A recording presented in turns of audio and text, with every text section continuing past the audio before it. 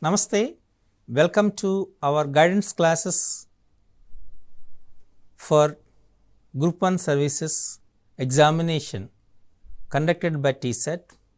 As you know that science and technology is one of the concepts from the 13 areas of the Group 1 syllabi. In science and technology, the basic concepts of physics is very important to understand the other branches of the science and technology.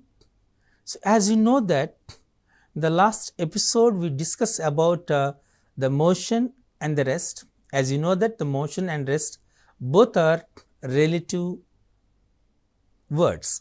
So, which is you can say as both sides of the same coin. You cannot divide it as which is at rest and which is at motion. Clear? Like, so if you want to understand all these things, then we have to discuss about the basics laws, that is Newton's laws. As the first Newton law explains the concept of moment of inertia. So, what is the moment of inertia? Unless and until if the external force acting on it, then only there is a change of position in the body. Otherwise, it will maintain, it will continue as its same position. Okay, now come to the next one is the Newton's second law. As Newton's second law says that, as you know that Newton's first law, in order to move an object needs a force, correct? Generally, a force is a push or pull, maybe push or maybe pull. For example, the front door needs a push before it can open, correct? So, Newton's second law asserts that a force depends on the mass of an object, accepting that force and its acceleration. Quickly pushing a hand forward to open the door will create a much more forcible entrance than if the same person slowed their approach. So, now we will see that means here the force is called simply F is equal to ma. F is equal to ma. Means here simply the rate of ma, you can write it just now, you can write it as m of v minus u by t, or simply mv minus mu by t. mv is a final momentum and mu is the initial momentum. Rate of change of momentum, it is rate of change of momentum is called the force. That's about the force, and Newton's second law explains the force. Clear? Okay. So, now we are going to discuss about the force and its application. So, as just now I said, F is equal to, as you know that, m of v minus u by t or mv minus mu by t.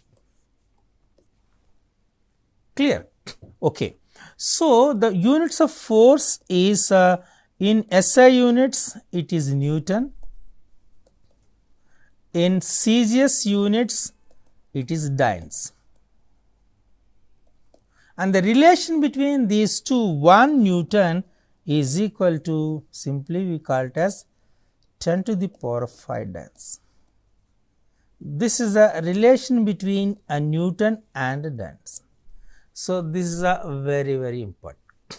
There are, you can classify the forces as basically as two kinds. One is a weak force, another one is a strong force. Magnetic force is there, gravitational force is there, clear? Electrical force is there. So, all these different kinds of forces here. Simply we call it as this one, the force depends on the mass. We can say depends on the mass, clear? So, F is equal to ma. Just now I said F is equal to ma. Okay. So, depends on the force means here as you know that here F is equal to mg. This is called gravitational force. F is equal to mg is a gravitational force. Clear? And if you want to know, so the force between two celestial bodies, mass of one celestial body is say m1, mass of the another celestial body is m2, means, and the simply the distance between the two celestial bodies as r. Simply F is proportional to m1 m2, F is proportional to r square 1 by r square, and F is proportional to m1 m2 by r square, or F is equal to g m1 m2 by r square.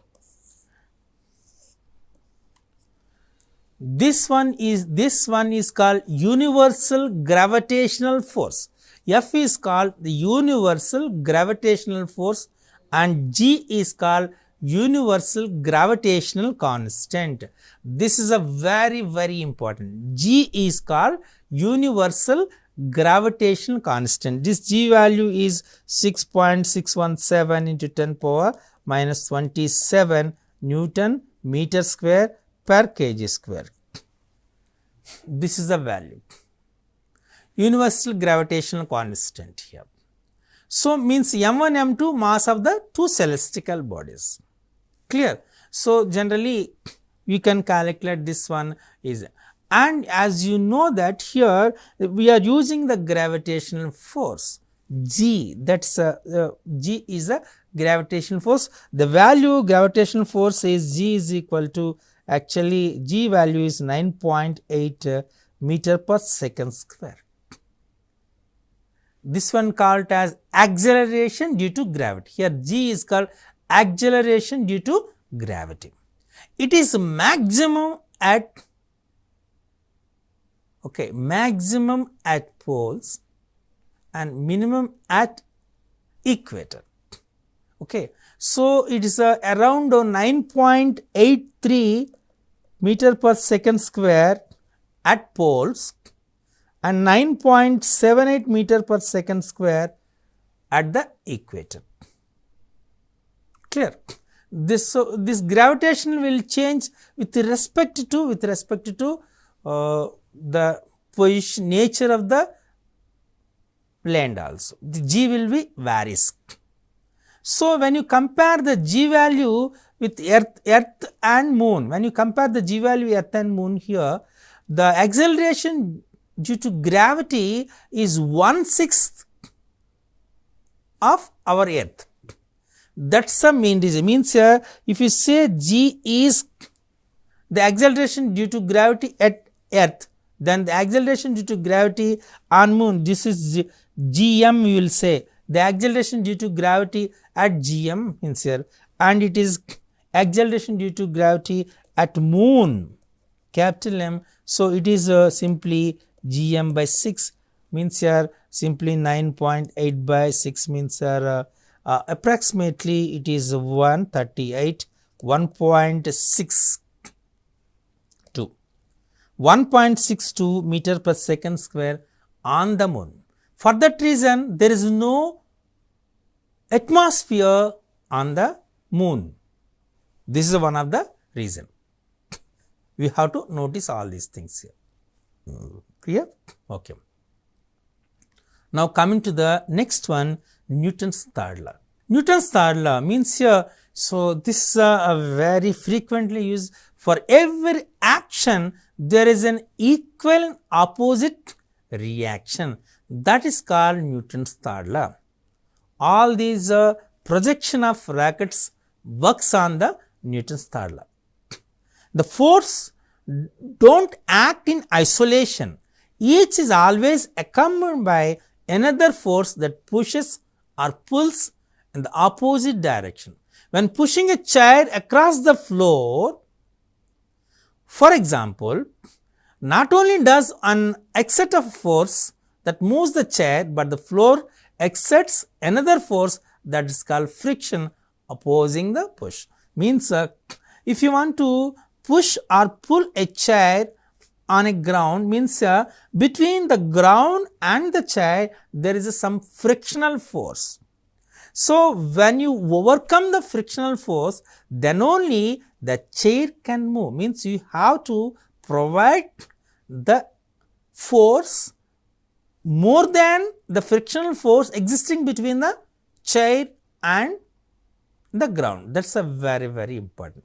So, means if you take it as a bullock cart means here, or horse cart means here, if you take it as, so it it push the land, how much force it push the land, the same force equally it push the horse to move forward. Then in this manner this bullock cart or horse carts will move.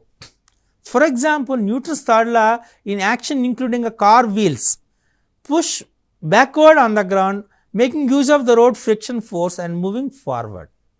So, when you apply the acceleration, then there is a frictional force existing between the tires and the road. When it overcomes, then the tires move forward and the car or the vehicle move forward.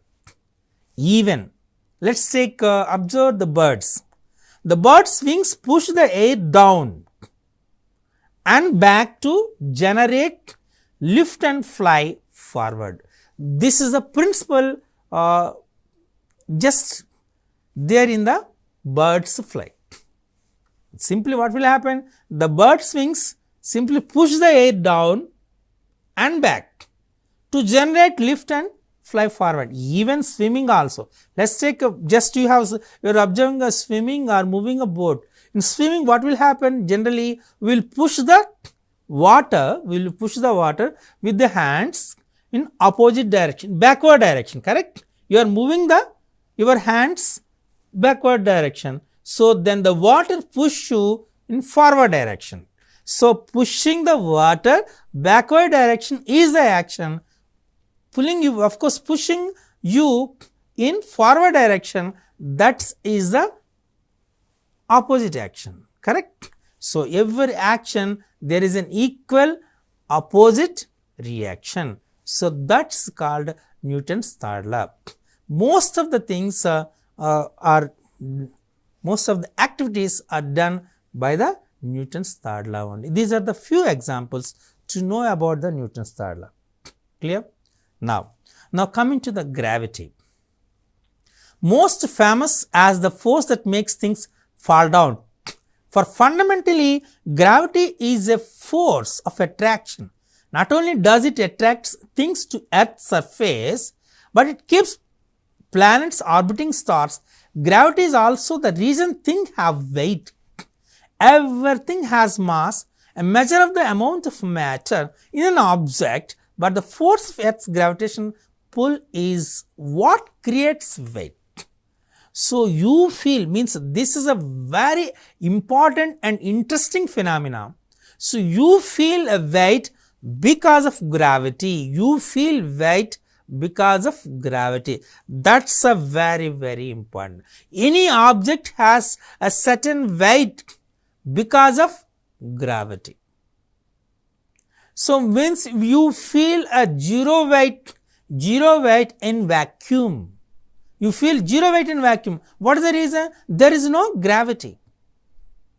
Clear? I will give one more example. You are traveling on a lift. Suddenly, the lift was broken. The lift is falling down. Then what will happen? You feel that you are weightless. The reason is the gravity at that time is zero. Then already you know that. So, actually that is V is equal to, or the force F is equal to m of A minus G.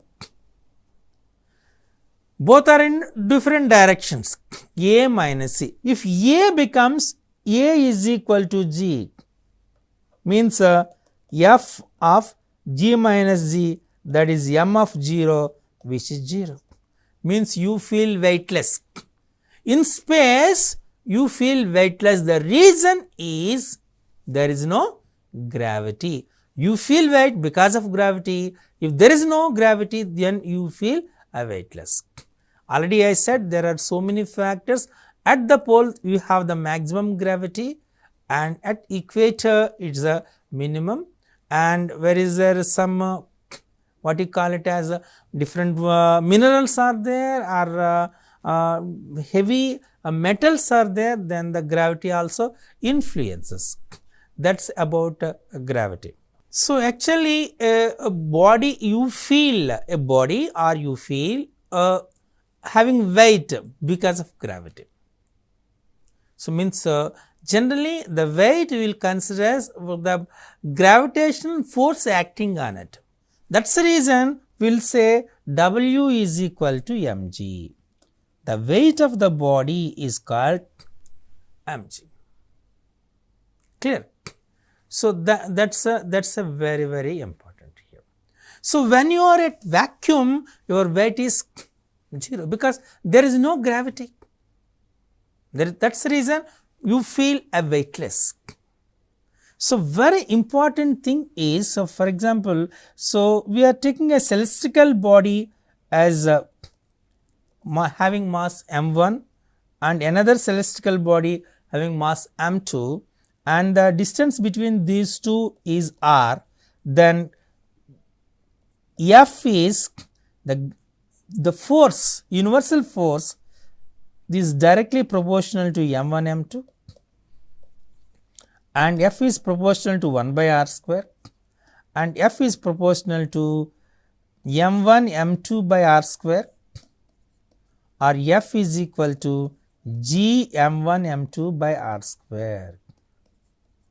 Here g is called universal gravitational constant, and this g value is 6.617 into 10 power minus 27 Newton meter square per kg square. So, this value is a very important here. That is called universal gravitational constant. Okay. Then what is the relation between these two? Means when you take it as a body is mg, correct, and here this is a gm, okay, gm m1 m2 gm by r square. Okay, then we can say the relation between gmm, you call it as, say m is the mass of the earth and the small m is mass of the object, then the relation between the gravitational force is mg here.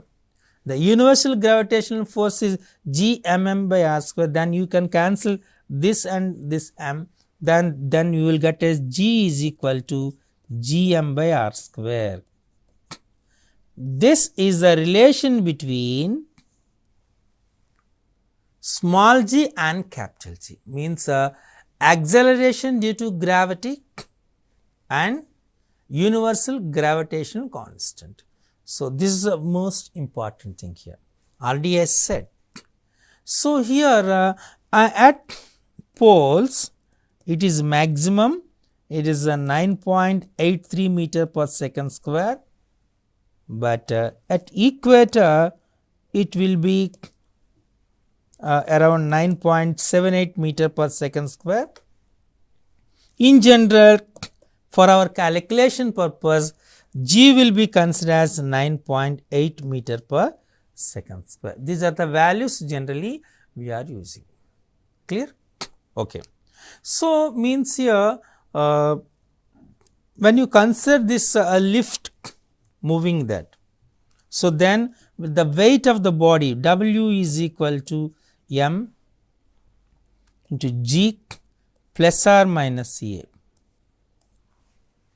So, means plus or minus A means here if the lift is moving upwards, the gravitational force is always downwards, means here acceleration is in upward direction and G will be in downward direction. So, the weight of the body is W is equal to m of G minus A. For example, the lift is moving downwards, means acceleration is moving down, of course in downward direction, gravitational force also in the same direction. then so W is equal to m of g plus a. So you have to remember these things. This is a most important concept. Clear? Okay. So means, and as you know that about the moon and earth, when you consider the moon and earth, the acceleration due to gravity at moon is 1/6 of the acceleration due to gravity when you compare with our earth. So here g of earth is equal to 6 times of g of moon, or g of moon is equal to 1/6 of g of earth. This is a relation between the acceleration due to gravity at earth at moon. For that reason, so there is no atmosphere in the moon. There is no atmosphere. The reason behind is there. Clear? So that's very very important. And so here we are using, by using this one, we will call it as escaping velocity is and VO, orbital velocity. Escaping velocity, orbital velocity. You are using two words based on this gravitational force. So means escaping velocity is root 2gr, and orbital velocity is root gr, and g is the acceleration due to gravity, r is the radius of our earth, and v is the escaping velocity, or VO is the orbital velocity. The relation between escaping velocity and orbital velocity, VE is equal to root 2 times of VO. This is a very very important relation. Escaping velocity and orbital velocity, VE is equal to root 2 VO is a very very important. And the escaping velocity is of at earth is 11.2 kilometers per second. The escaping velocity of on earth is 11.2 kilometers per second. What is escaping velocity? Escaping velocity means so the velocity is required to project a body to escape from the gravitational force of our earth. Okay, that's escaping velocity. Orbital velocity means the velocity required to move in the specified orbital is called the orbital velocity. This is about escaping velocity and orbital velocity. Generally they will ask about on this one. As you know that this gravitational force and the relation between gravitational force and universal gravitational constant. Clear? Okay. Now we are shifting to the next one, that's called centripetal force. So actually the forces can be considered, of course, we can classify the forces with respect to a center as two kinds. One is called centripetal force, a second one is called centrifugal force. Centripetal force and centrifugal force means the force acting towards the center, that's called centripetal force. The force away from the center is called centrifugal force. So means here centripetal force and centrifugal force, I will give a small example. Means the washing machines works on centrifugal force, because means here so the heavy dust particles will drive away from the center and driven towards the drainage, and those dust particles will push to the drainage, and that will be sent to it. That's called centrifugal force. And centrifugal force means it acts towards the center. So means here the waves in sea, because of centrifugal force, the waves will comes upwards and fall downwards. The low speed limits posted for on and off ramps are there for this reason. The centrifugal force. When something accelerates along a circular path, the centrifugal force keeps it going in the circle. For curved exit ramps, The speed limits have been specially calculated to ensure that the centripetal force keeps the car on its path. So, that is are you understand that is a centripetal and centrifugal force. The force acting towards, okay, is simply we call it as F is equal to, we will say F is equal to mv square by r. F is equal to mv square by r. Okay. Centripetal force or centrifugal force, these two can be calculated by using this formula. Clear? Now, we are going to discuss about centripetal and centrifugal forces and all. So, I am using the word force. Now, come to the next one, that is work and energy. Work and energy means here the work happens whenever a force moves something. Whenever someone does work on another object, like moving a chair across the floor, they also transfer energy into the object. In this case, the person moving the chair gives it kinetic energy and the energy of the motion. Okay. So, this is very important. Basically, we have two kinds of energies. One is called kinetic energy and potential energy. Clear? So, kinetic energy and potential energy. So, now what is kinetic energy, what is a potential energy, we will see it.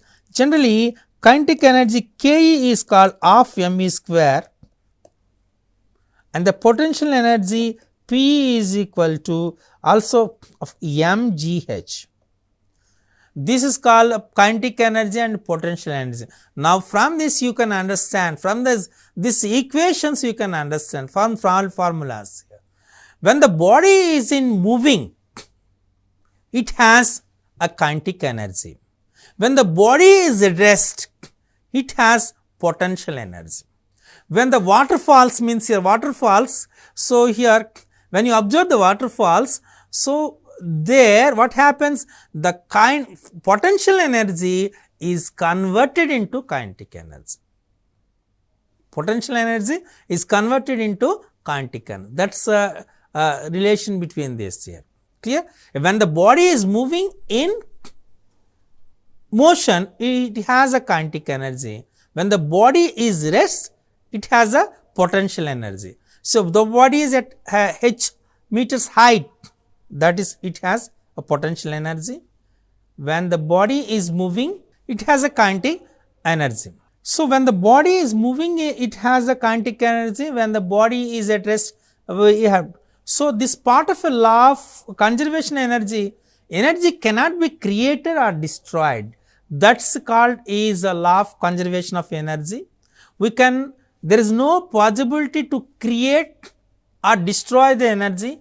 We can convert one kind of energy to another kind of energy, but there is no creation or no destruction. This is called a conservation of energy.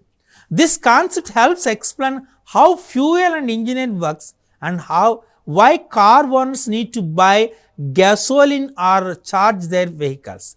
When a driver starts up their car, the car does not create a kinetic energy to move. Instead, the chemical or potential energy in the fuel of the car combusts in the engine to generate motion, converting potential energy into kinetic energy. This is the most important.